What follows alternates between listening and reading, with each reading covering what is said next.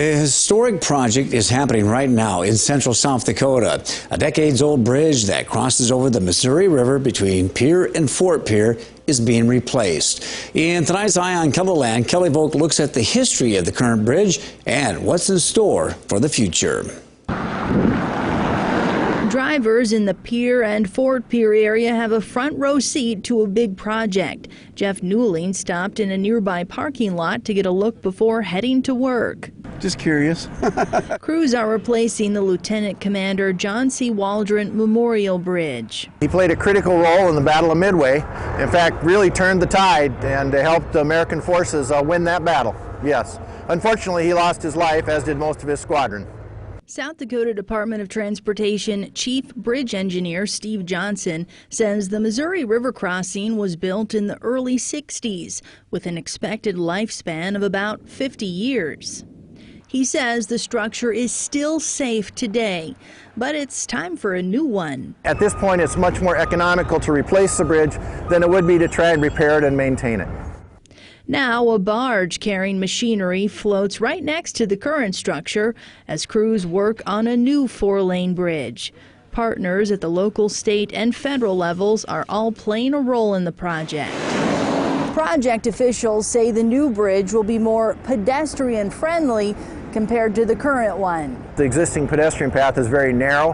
In fact, it's almost impossible for people to pass as they go by. Eventually, there will be a 12-foot path and bump outs so people can look out over the river. Both cities, Pier and Fort Pier, have chosen to develop the areas under the ends of the bridges, so they'll both have some nice plazas, some park areas where people can get together and, enjoy the river, enjoy each other's company, that sort of thing. Pier area engineer for the South Dakota Department of Transportation, Dean Vandewille, says the bridge will become an attraction. I think what you're going to see is tourists, commuters, locals alike are going to congregate here. You're going to see just a place that outdoor enthusiasts, river enthusiasts love to be. And so I can see this being a stop, a regular stop on people's passing by, drive-throughs and trips across the country in a family vacation.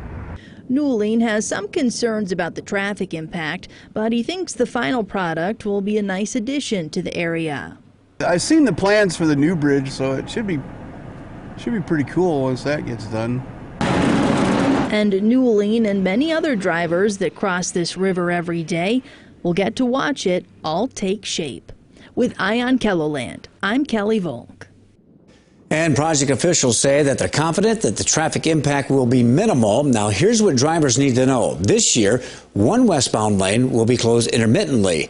Next year, both westbound lanes will be closed and the other side of the bridge will have one-lane traffic in both directions. And during that time, vehicles that are oversized will have to take a detour up to the Wahi Dam.